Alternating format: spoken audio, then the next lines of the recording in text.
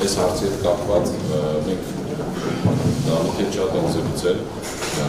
եւ այս սենյակում դիպլոմատների շատերի հետ, որտեղ դա իրական անհանգստություն է, դա անհանգստություն է երևանցիների համար եւ որպես Հայաստանի Հանրապետության շատ նորմերի օգուտ խախտումները, բայց ես նախ շնորհակալություն հայտնեմ Երևանի քաղաքապետան մեր ավականու ազգային առաջընթաց խմբակցությանը կազմակերպելու այս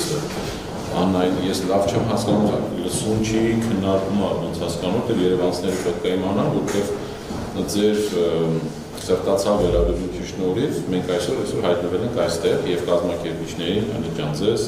եւ բոլորին, անջան շնորհակալություն, այլ շնորհակալ եմ ուրախ եմ, որ Հայաստան Սոցիալ խմբակցությունից եւս անդամ կա, բայց ես կարծում եմ, այս հարցը այնքան կարեւոր է Երևանի համար, որ այս դահլիճում պետք է շատ ավելի ավական անդամներ լինեն տարբեր ֆրակցիաներից եւ անգամ այս իշխող ինչքան էլ մեր բոլորի մոտեցումները բարձր են, բայց ուզեմ խոսել այս հարցի մի քանի տեսանկյունից խնդիրը։ Առաջինը դա բնականաբար ճարտարապետականն է։ Ճարտարապետական խնդիրը իմ ընկերը մեր ժամանակների տաղանդավոր լավագույն եւ ամենաարդար եւ սրտացավ ճարտարապետներից Դավիթ Ստեփանյանը շատ լավ ներկայացնում է, որովհետեւ մեկը ավելի լավ չի կարող է եւ շատ շարունակական եւ տեսնում եմ Դավիթի տեքստում ամեն անգամ նոր հետաքրքիր եզրեր, նոր ինչպես քաղաքապետարանը կամ իշխող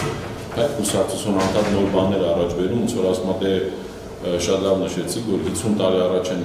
նախագծերը, շատ լավ օրինակներ էր բերում Դավիթը, հույսով եմ, որ շնորհակալություն ուրիշ հեռարձակողին, որ Երևան առավոտ մեր օրաթերթին եւ առավոտ արդեն TV-ին, որ ուշադրություն կենտրոնում ենք բան, բայց բացի ճարտարապետականից այս հարցը ունի մի քանի հարթություններ։ Առաջինը քաղաքաշինականն է։ Ինչ ենք մենք ուզում, ընդհանրապես այս շատ կուզեի հարցը նաեւ տալ Դավիթին, որպես ճարտարապետ հիմա դահլիճում ներկա Դավիթը, բայց այդ հարցը կարող է եւ քննարկման առարկա, ինչ մենք ուզում անպայման ավարտենք իրան։ Եվ ճարտարապետության ինձ նաեւ որպես ես նաեւ ներկայանամ, շատ համար Վիկտոր Մնացականյան, կներկույժ քաղաքային պլանավորող,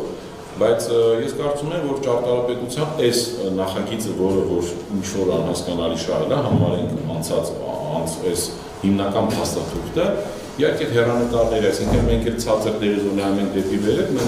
բնականաբար ամբողջ հեռանկարը փակվում է եւ շատ հարցեր կան ճարտարապետական, բայց քաղաքաշինական առումով ես որպես քաղաքային պլանավորող օրինակ պատմում ենք տարբեր օրեր, տարբեր ժամեր, մենք գնացել կանգնել ենք, նայել ենք տարբեր երկրների ճարտարապետների, քաղաքային պլանավորող, ուրբանիստներ են գրավել։ Ինձ իրոք հետաքրքիր է այդ մարդկանց կարծիքը, վերջում մենք ինչ ենք ուզում։ Ինչ ենք մենք ուզում անպայման բան կառուցենք։ Մեզ Երևանին հիմա պետք են այդ նոր շենքերը։ Ստում չէ այս պահին, հատկապես երբ որ կա շատ վիճելի հարցեր։ Մեզ Երևանին պետք են հիմա շատ նոր հասարակական տարածքներ, մեզ նոր տարածություններ են պետք։ Եվ հարցի մյուս կողմը եթե քաղաքաշինականից անցնենք, ինձ համար եւ ամենակարևոր անհանգստացնողը, որ շատ ուրախ եմ, որ մեր սրտացավ Երևանի քաղաքացին այդ հարցը բարձրացրեց, որ կոպտասին հետ մենք վերցրել ենք, ինչ որ շեֆություն ուզում ենք այս տարի հասկացնենք։ Հարցը նաեւ որ այս ամբողջ գործարքի կատարման համար, որ նաև այդ Կասկադից մինչև Մատենադան ընկող հատվածի իրանք ասում են չգիտեմ 5 հեկտար, հետո 7 հեկտար, ես լսել եմ հնարավոր է 10, որտեղ ազդեցությունը 10 հեկտարից ավել է լինելու, ասեմ, որ մենք կորցնելու ենք կոնկրետ կանաչապատ տարածքներ ենք ելել։ Շատերը հիմա ինքը վատ վիճակում է, դա չի նշանակում, դա հետ վատ վիճակում է եղել, որտեղ եթե ես չեմ սխալվում, ժամանակին այդ Հյուսիսային պողոտայի այդ ամբողջ Շինարպի մի մասը բերել դրել են, որ ինչ ուզեցել են բարձրացնել, այդ որ հնարավորություն լինի կառուցապատեն, հետո այդ ժամանակ ինչ որ քաղաքական որոշումները չեն թողել, բայց ես որպես երևանցի ես կարծում եմ, որ համաձայն կլինեն, որ ինքը պետք է դիտել այդքան այդ հատվածը ավելի շատ մոնումենտի հաղթանակ այգու տրամաբանության մեջ, որ ինքը ընդհանուր կանաչապատ ինքը այգի է, ինքը կուրակ չի, ինքը հասարակական տարածք չի, ինքը այգի է նաև այս քաղաքապետարանը այդպես բարի հետևն ասած թաքնվել քաղաքային անտառներ, ուրբան անտառներ։ Ընկերներ, եթե մեզ հետևում եք, հենց այդ ուրբան անտառ հենց դա է։ Դուք այդ ֆանտաստիկ հնարավորությունը բաց եք թողում երևանցիների աչքի առաջ իրականում արդար։ Հենց դա է դրա տեղը։ Մենք հիմա տասնյակ հեկտարներով, մենք որ պատկերացնենք այդ 10 հեկտարը, ինչ է Երևանի համար, ամբողջ Օղակաձև այգի 30 հեկտար է, 32 հեկտար։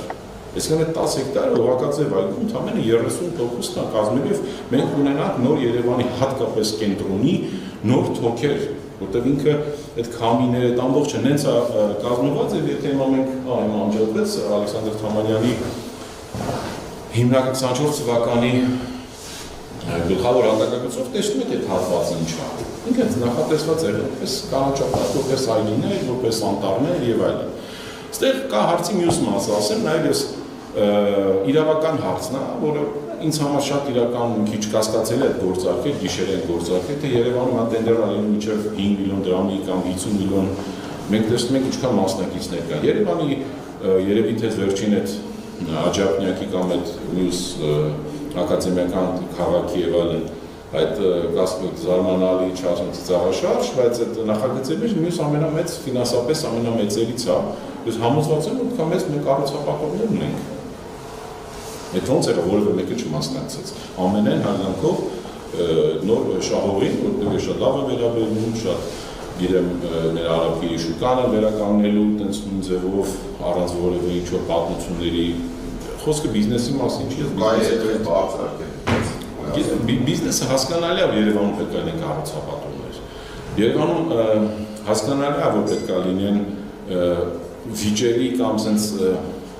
պրոբլեմատիկ շինարարություն։ Քաղաքը զարգանում է, բայց այստեղ խնդիրը կենտրոնի, այստեղ խնդիրը փոքր կենտրոնի, այստեղ խնդիրը ամենակարևորը Թամանյանական նախագծել հիմա գանք արդեն մենք սա շատ խոսացինք Ջիմ Թորոսյանի եւ համահեղինակների կարծիքներ։ Ես շատ կուզեի նաեւ ինձ իրավահաջորդներ ժառանգները այստեղ լինեն։ Ես շատ կուզենայի ճարտարապետներից ասում ավական անդամներ, ճարտարապետ չկան, կենե ճարտարապետական պալատից մարդ չկա։ Ես շատ ինքս իրոք հարվում ճարտարապետների միության նախագահային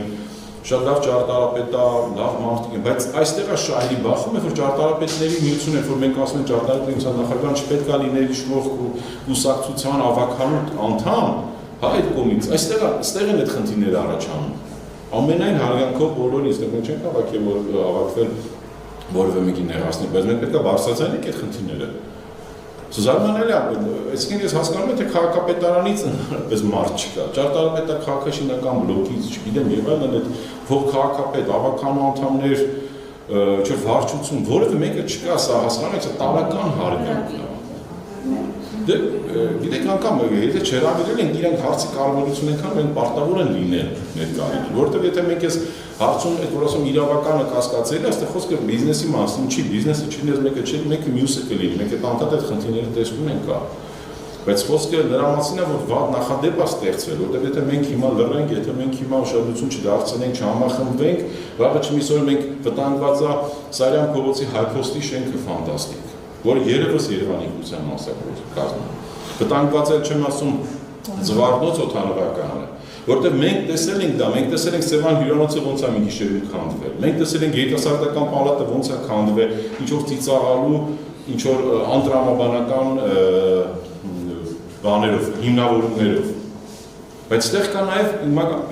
իրավականից բացի նաև քաղաքական այստեղ բաղադրիչ, այսինքն քաղաքական հարցի խնդրի քաղաքական կողմը։ Արդյոք այսօրվա քաղաքական թիմը, այսօր այդ քաղաքապետարանի ղեկավարությունը որ ստանձնել են, ինձանից լավ գիտեն մեր ավականու անդամները, որ այսօրվա երևանցիների ձայնի ընդամենը 9%-ով են այդ մարդիկ ընդդեմ։ Մենք հասկանում ենք, որ Երևանում ընդհանրապես որպես մայրաքաղաք Հայաստանի Հանրապետության քաղաքական կենտրոնը կացան եկնում, այսինքն չես կարող տեսնում եք այս իշխող թիմը քաղաքը քաղաքետևից պարտվում է բոլոր ընտրությունները։ Չի կարող այս քաղաքապետարանին թողել այս քաղաքական իշխանությանը, որ Երևանի կասկադի նման կարևոր հարցը թողենք, որ ինչ-որ մի քաղաքապետ, ինչ-որ իրա մեկ տեղակալ կամ ինչ-որ վարչության պետ կամ չգիտեմ, իրան որոշեն, ինքներ ուշ է լինելու, մենք նս գործել ենք արդեն հարգելի երևանցիներ։ Պետք է մի քիչ զգոն լինել, պետք է մի քիչ պահանջատեր լինել։ Մենք չենք ասում գնացեք քաղաքական միտինգների մասնակցեք, մենք չենք ասում, բայց մենք պետք է սա լավ առիթ է, որ հավաքվել է, որ մենք իրոք քննարկենք, բայց մենք խնդիրը պետք է իրոք շատ ճիշտ լուսաբանենք եւ հանրահրճակենք։ Այստեղ մի հատ կամերա կամ լրագրող չպետք է լինի, սա շատ պետք է լինի, որտեղ ինձ համար որպես երևանցի այս պահին ամենակարևոր խնդիրը, չեմ ասում Երևանի, այլ ամբողջ Հայաստանի համար սա է, որտեղ մենք ընդհանրապես սա էս անհամաչափ զարգացում է Երևանի։ Շատ ուրախ եմ այդ կառուցապատումները դուքան այլ տեղեր կառուցապատեն, ոչ թե փոքր կենտրոնում։ Եկեք մենք առաջարկենք փոքր կենտրոնը ճանաչենք որպես ինչ որ հատուկ գոտի ժամանակավոր միջև չէ net հիմնական փաստարկը ռազմավարական master plan-ը։ Երևանում մորատորիա հայտարարել բոլոր տիպի Երևանի փոքր կենտրոնում շենքերի կառուցման, հատկապես 3-4 հարկից բարձր։ Եկեք վերջապես այդ նորմատիվները որոշենք, այդ գլխավոր հատակագիծեր հին ճարտարապետական ուժը եւ բարոյական ուժը կորցրած այդ փաստաթուղթը մոռանանք, որովհետեւ այստեղ մենք պետք է հասկանանք, որ այդ հարց ունի նաեւ մենք խոսացինք իրավական, բնապահպանական, ճարտարապետական, քաղաքաշինական, բայց հարցը բարոյական կողմեր ունի։ Այդ բարոյականությունը ես ոնց փորձում եմ որևէ մեկին չվիրավորեմ, չնայած շատ առիթ են տվել տարիների մեջ Կարակը պետք է վիրավորել, որ իրանք հասկանան, որ չեն վիրավորում դրա համար հանգստացնել։ Համաձայն եմ աչքով, բայց ինձ զարմացնում ամենաշատը գիտեք ինչ է, որ երիտասարդությունն այսօր քիչ, որ լրագրողները քիչ են, լավ հասկանալի է, լրագրողները նայում են որտեղ այսօր չգիտեմ ինչ որ տարբեր դեպքերի քաղաքական միջոցառումներ կա, բայց այստեղ ամենաշատը պետք է լինի երիտասարդությունը։ Սա Երևանի սրտում այս տեղը, որ հիմա մենք հավաքվել ենք, դա էլ է հասկանալի, չէ՞, ասենք եթե օրենքը ցույց տար, ես եմ ես հաստատ չեն տալու այստեղը։ Քաղաքապետարանի հատուկ սրահն են տալու, դու ես սրահից բրդեցին ես հիմա ուղարկել են այս կենտրոնի թաղապետարանը եւ շնորհակալություն, բայց այդ օրենքով չներ, դա հաստատ չեն տալու։ Այսինքն բացի նրանից որտեղ երիտասարդությունը պանջատեր չի։ Եթե երիտասարդությանը հարցնես որն է քո քաղաքաշինական եւ ընդհանրապես քաղաքի սիմվոլը կարևոր ժամանակների, հնարավոր է շատերից մեկը կասեն օպերան, մեկը կասեն հրապարակն, մեկը կասեն երիտասարդությունը մեծ մասը հավատացեք, ասում են կասկադ է, բայց որևէ մեկը չուզում է կասկադին դիրությունը։ Բոլորը ուզում են կասկադում ման գա, բոլորը ուզում են սուրճ խմեն, բայց կասկադը ինչ է, մենք սա պետք է հասկանանք, որ մենք չենք տվել մինչև հիմա, այ դա Դավիթ ջան, պետք է մենք սկսենք զբաղվել բոլորս։ Հարգելի ավական անդամներ, հարգելի քաղաքացիներ, ինչ է մեզ համար նախ Երևանը եւ երկրորդ ինչ է մեզ համար Կասկադը, որտեղ նույն ճարտարապետի եւ մյուս ճարտարապետական նախագծերի համահեղինակությամբ մենք օրինակ ունենք Ջին Թորեսյանի մյուս շատ հզոր, սիրուն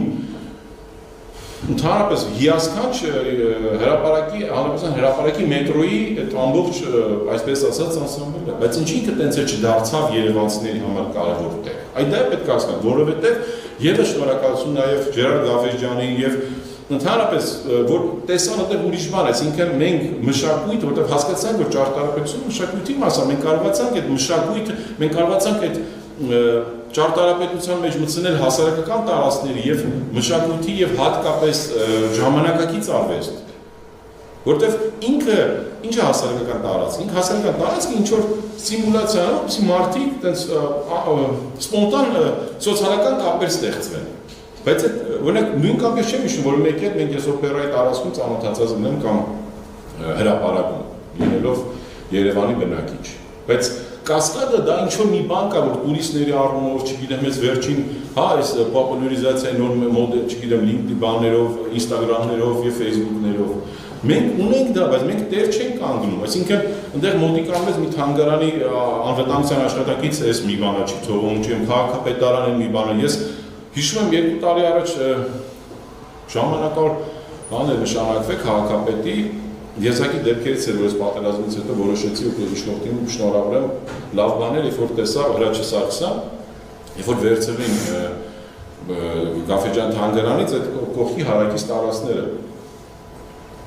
Շնորհավորեցի, բայց ինձ կողքը տակը կոմենտեմ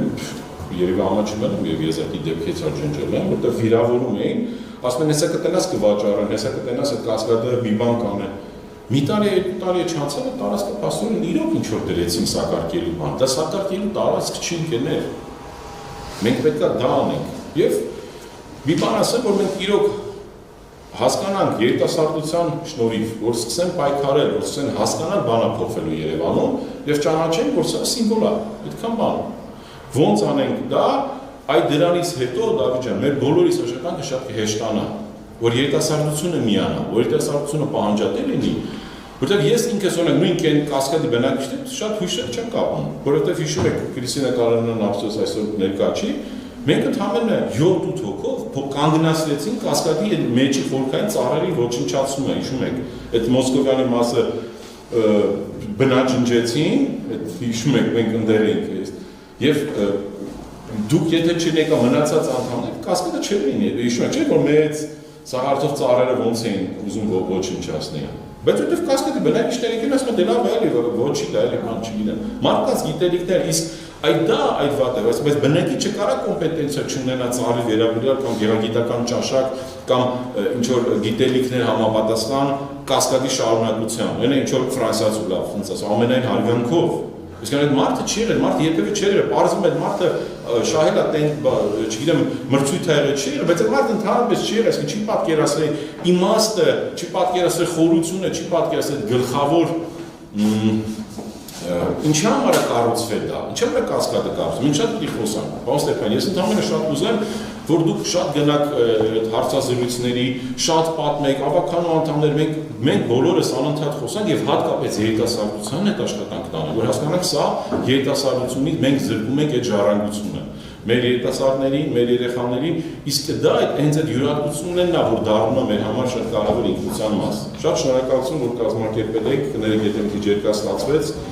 բայց իրոք տարբեր ասպեկտներով այս ամբողջ գործարքը շատ կասկածելի է, ես կխնդրեմ, որ եւ շեշտը դնենք նաեւ բնապահպանական հարցերը։ Շատ շնորհակալություն։